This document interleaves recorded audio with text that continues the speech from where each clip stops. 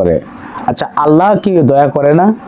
আল্লাহ দয়া করে। তাহলে আপনার ভিতরে দয়াটা আসছে কিভাবে? এটা ষষ্ঠা জাতের সুরত, এটা ষষ্ঠা জাতের তাসির।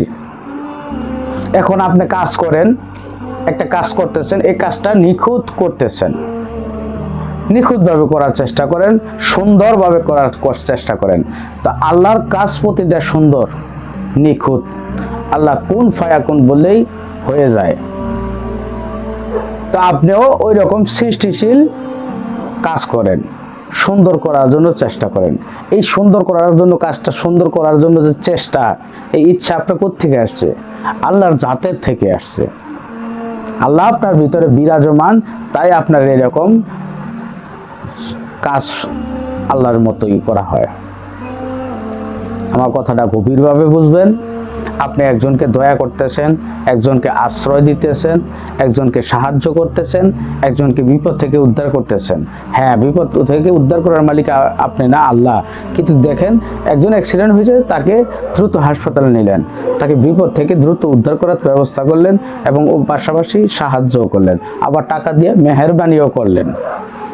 তো আল্লাহ মেহেরবানি করে, আল্লাহ সাহায্য করে, বিপদ থেকে উদ্ধার করে। বিষয়টা মিল খায় কি না? মিল খায়। কেন মিল খায়? এই একটাই কারণ, আপনি আল্লাহর প্রতিনিধি। আল্লাহর চরিত্র, আল্লাহর বৈশিষ্ট্য আপনার ভিতরে।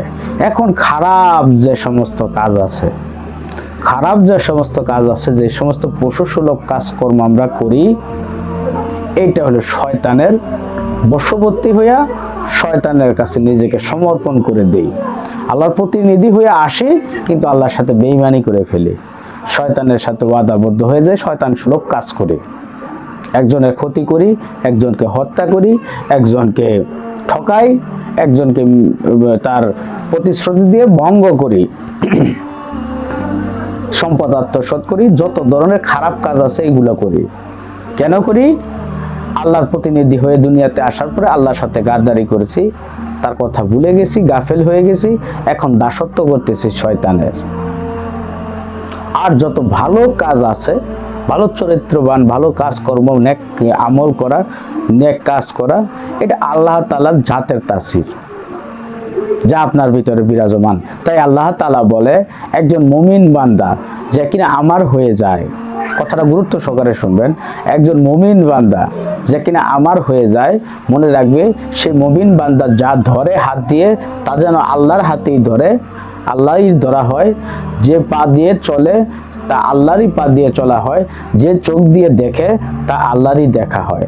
ওই মুমিন বান্দা যে সমস্ত কাজ করে, সকল কাজ আল্লাহ তাআলারই করা হয়। এটা আল্লাহ তাআলা নিজে বলছে। এর ব্যাখ্যা দিতে গেলে অনেক বড়।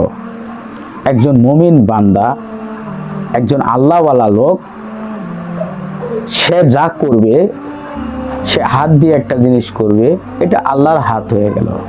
কথাটা অনেক বড়। সেটা আল্লাহর হাত হয়ে গেল।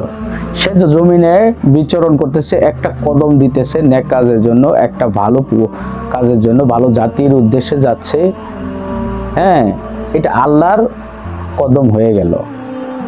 যে জবান দিয়ে কথা বলতেছে, সে জবান আল্লাহর হয়ে গেল। যে দৃষ্টি দিয়ে দেখতেছে, সেই দৃষ্টি আল্লাহর হয়ে গেল। এখন সেই দৃষ্টি দিয়ে কি খারাপ কিছু দেখতে পারবেন? অবশ্যই না। সেই দৃষ্টি সবসময় ভালো কিছু দেখবে। সেই জবান মিথ্যা বলবে না, অবশ্যই ভালো কিছু বলবে, প্রতিশ্রুতিময় কিছু বলবে, আর আল্লাহর গুণবাচক সর্বক্ষণ ধ্বনি দিতে থাকবে। আমার এই কথাগুলা অক্ষরবন্তি যারা আছে, একদল আছে বই পুস্তক পড়ে, কোরআন পড়ে, বই পুস্তক পড়ে, হাদিস পড়ে, কিন্তু হাদিসে যা আছে তার ভাব বুঝে না। কোরআনে যা আছে কোরআনের ভাব বুঝে না। তারা শুধু অক্ষরের ভিতরে আবদ্ধ থাকে।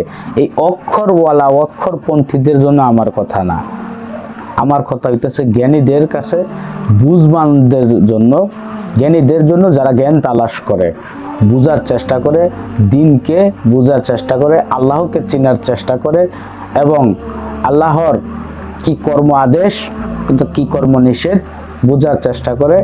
এই পাপীর মুখ দিয়ে আমি তা বলার চেষ্টা করি।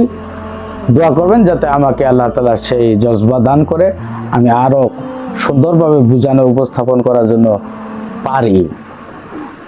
আমার জন্য দোয়া করবেন, ভিডিওটা বেশি বেশি শেয়ার করবেন, লাইক কমেন্ট দিয়ে পাশে থাকবেন যাতে অনুপ্রেরণা পাই। এখন কথা হইতেছে যে কথাটা বলছে যে মুমিন ব্যক্তি যা করে তা স্বয়ং আল্লাহ তাআলা করে, এখন ঠিক বিপরীত আছে।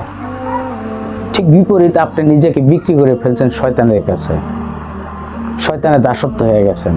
আপনি যদি একটা হাসিও দেন, একজন বলে দেখ শয়তানের মতো হাসে, বলে না যে দেখ শয়তানে কি করে।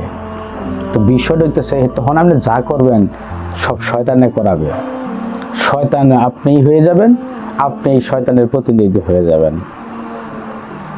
আপনি যা অগ্রসর করবেন তা ভালোর জন্য না খারাপের জন্য। যে পা দিয়ে আগাইবেন অবশ্যই খারাপ দিকে যাওয়ার জন্য, ভালোর দিকে যাওয়ার জন্য না। দুইটা দুই দিক। আপনি দুনিয়াতে আইসা নিজেকে বিলীন করে দিলেন শয়তানের কাছে, এখন বিলীন যে করে দিলেন শয়তানের কাছে, এখন আপনার কর্ম কুকর্ম যা আছে সব শয়তানের কাজ। আবার যদি আল্লাহর নেকের ভিতরে থাকেন, আল্লাহর দয়ার ভিতরে থাকেন, আল্লাহর জিকিরের ভিতরে থাকেন, আল্লাহর 99টা নামের অর্থ বুঝেন, খালেক মালেক রব রাজ্জাক হাফেজ, আপনার জব্বার বারেকুল কুদ্দুস সালাম মুকমিল মুহাইমিন আজিজুল গফার, এই যে নামগুলো আছে এই নামের অর্থ যদি বুঝেন, এই অর্থ সুলভ কাজ করেন, তাহলে আল্লাহওয়ালা কাজ হয়ে যাবে। আল্লাহওয়ালা